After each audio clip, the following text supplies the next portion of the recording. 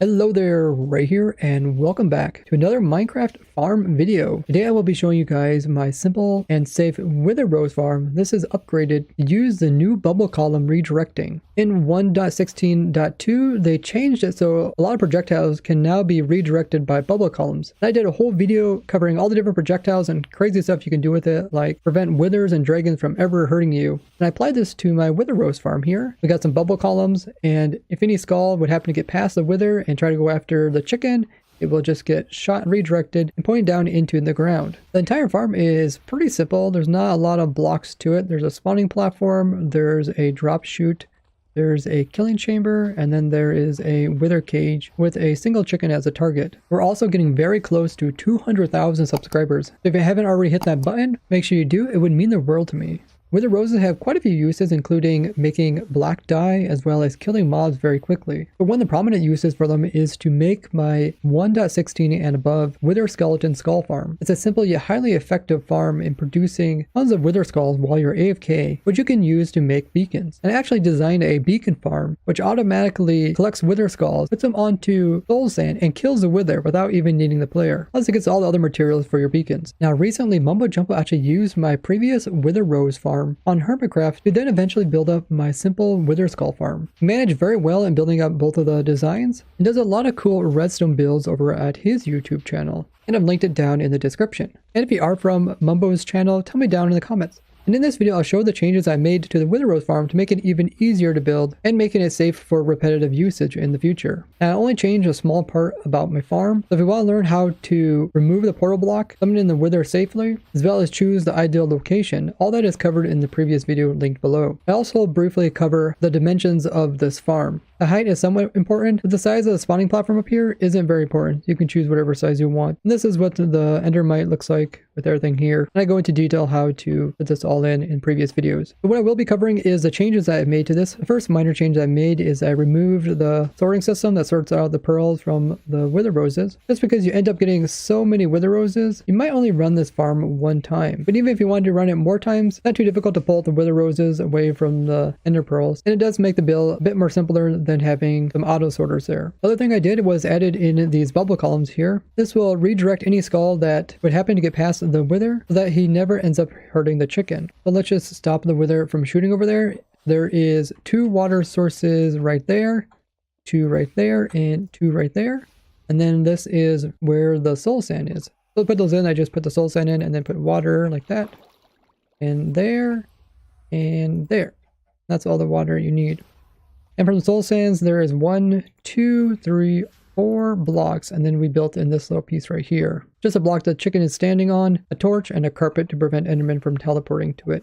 The way that you know that the chicken is too far back is if the skulls are making it past the bedrock, hitting the bubble columns, and then being shot around it. I'd advise dropping the chicken onto this block here, and then kind of pushing him up against a wall, so he's on that side. Then you can put in your torch and carpet. Now he's in the perfect location. And then we can just remove these blocks. It's just like that. Now the wither can see the chicken. If you spectate the wither, you can barely see the edge of the chicken. What's important is the red line here is how the chicken sees, and it's also how the wither see the chicken. Only if they both can see each other from the center of those red lines connected will the wither attempt to shoot at him. His main head is shooting out this skull that's up here. 2 side heads are also shooting out skulls, but they're immediately being destroyed by the bedrock which they are inside of. And the side heads use the eyes from the main head to see the target. So even though their heads are inside of bedrock, they still think they can see the chicken, where the main head can actually really see the chicken, and that's why we have to prevent him from hitting the chicken. His skulls are currently going kind of at an angle, and they're clipping the edge of this bedrock here and being destroyed. But for safety reasons, if that bedrock was missing or if he would happen to get a skull by, the bubble columns here will easily redirect the skulls up and over the chicken. Now the angle at which they are shot doesn't actually change, so they're kind of angled like this. Even though they go up a little higher, they're still angled and they will eventually hit the ground. Some things to keep in mind is that most skulls that come out of the main head are these black ones. But like 1 in a couple thousand will be a blue one, and blue ones can actually destroy any type of block besides like bedrock and a couple other ones. And they can actually destroy liquid sources near the blocks that they hit. And that's why we don't have any water right here, at least sources, because they can be destroyed. The benefit of the wither being able to see the chicken at any given moment is upon relogging or leaving the end dimension and coming back or unloading the chunks, the wither will search around for a new thing to shoot at, and he will see this chicken over here and just start shooting it, when before you had to flick a lever to let him see the chicken but then hide it after he does find it. That was really difficult because people could accidentally load your farm without you knowing it and wouldn't flick the lever. Then the wither would get bored and just start randomly shooting skulls. And he could even rotate, and then these side heads could be here, and then he could be shooting downwards, and he could shoot at this wall right here. Now normally the cobble wall would withstand these black skulls, but they can randomly shoot out blue ones like I said, and those can destroy pretty much anything. So I know some of you guys asked if you could waterlog this, would that protect it? And the answer is actually no, because blue skulls could destroy it.